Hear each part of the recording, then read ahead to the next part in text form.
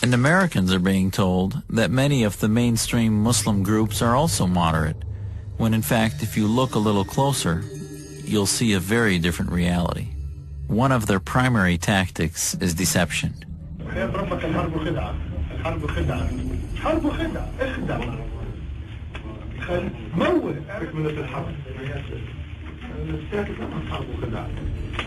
They present themselves as moderate leaders committed to peace and condemning terror.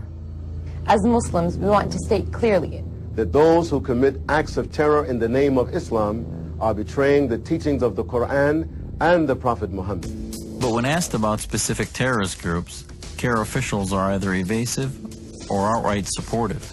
Does CARE have a position on Palestinian Islamic Jihad? We haven't published one. Now, don't you think that... Oh, you don't... It's about the terrorist organization. It's not a terrorist organization. And in 2000, Abdurrahman al-Amoudi openly supported terrorist groups.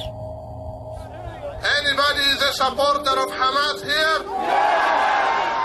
Hear that, Bill Clinton? We are all supporters of Hamas. Allahu Akbar. Anybody supports Hezbollah here? Takbir.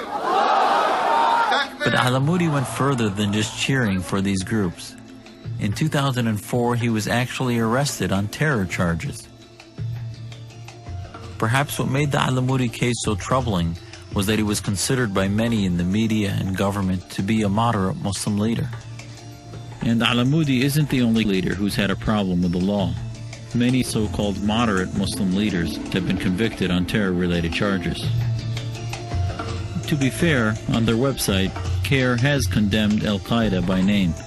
But why won't they condemn Hamas or Hezbollah? And you sit here now and in just one sentence tell me CARE condemns Hamas and CARE condemns Hezbollah. I'm telling you in a very clear fashion, CARE condemns terrorist acts, whoever commits them, wherever they commit them, whenever they commit them. That's not the same thing as saying you condemn Hamas and you condemn Hezbollah.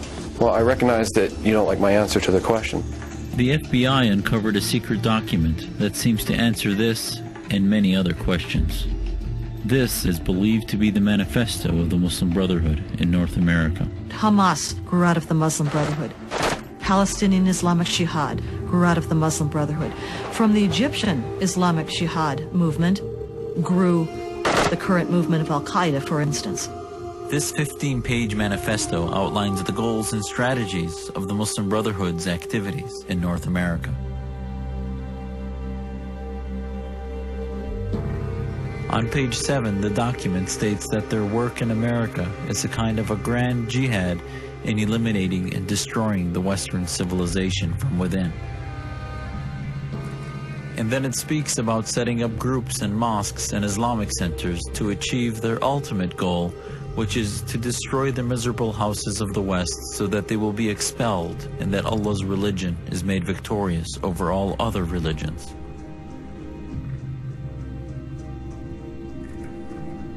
And at the end of the document, it lists the organizations that can help in carrying out these goals. Not only are many of these groups still in existence today, but they are the very groups who are thought to be the moderate Muslim leadership of America. These are the groups like the MSA, ISNA, and notably the IAP. And where does CARE fit into all of this? In 1994, CARE was established by 3 of the leaders from the IAP. And it's well documented that the IAP was essentially a front group for Hamas. So perhaps that would explain why CARE won't condemn terror groups like Hamas, and also why they avoided participating in my Muslims Against Terror rally in 2004.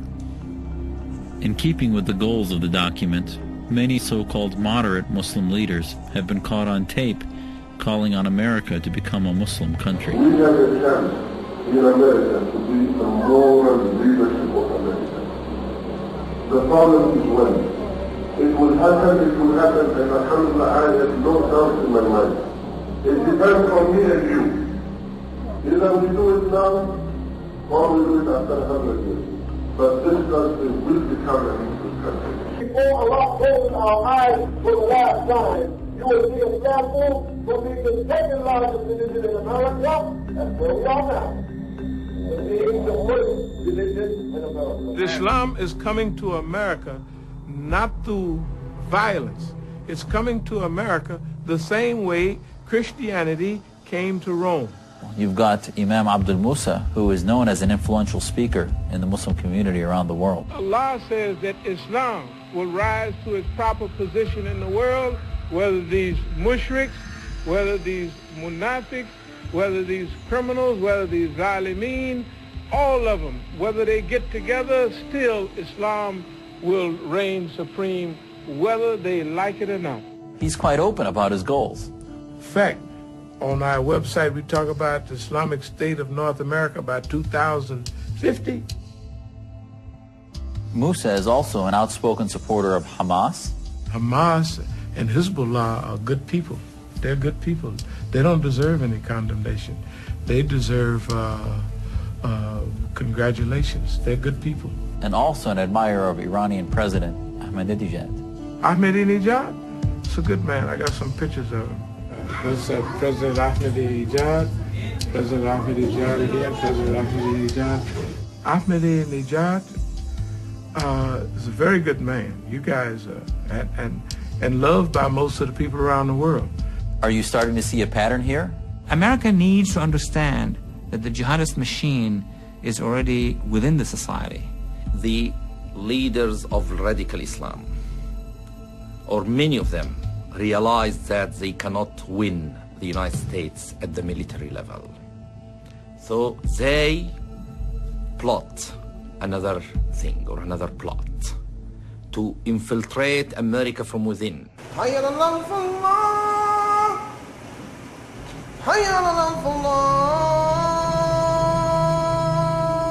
The prison population, I think, is generally very, very fertile ground for the recruitment of these extremists.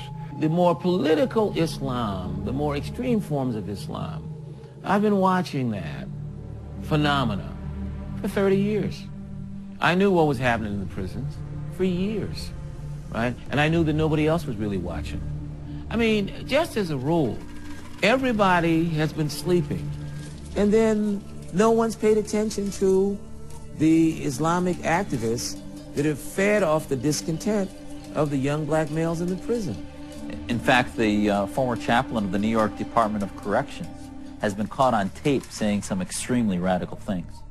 Brothers, be prepared to fight, be prepared to die, be prepared to kill. It's a part of the deen, and this ain't your brother just saying this. This is history, this is Quran, nobody can deny it. Islamic chaplains that go in and out of the prisons across the country. Let's assume that most are decent, law-abiding American citizens who pay their taxes. Then you got a few who are on some more extreme stuff. You think that there's no terror in Quran? It's called Irhab. Read it in the 56th surah of Quran. There's no lack of translation. There's no mistranslation. There's no one shape says one thing. No, it's very clear. When you fight, you strike terror into the heart of the disbeliever. There is virtually no attempt being made to prevent radical imams from addressing a literally captive audience and turning them into radical Islamists. And these aren't necessarily Muslims. These are people who are converted in prison. About 18% at the last count of prisons in New York State are Islamic. The narrative of radical Islam would appeal to anybody locked up anywhere who feels that he has been unjustly treated by society. What's important to note is that barring some other kinds of interventions in the prisons, this will grow. This will grow.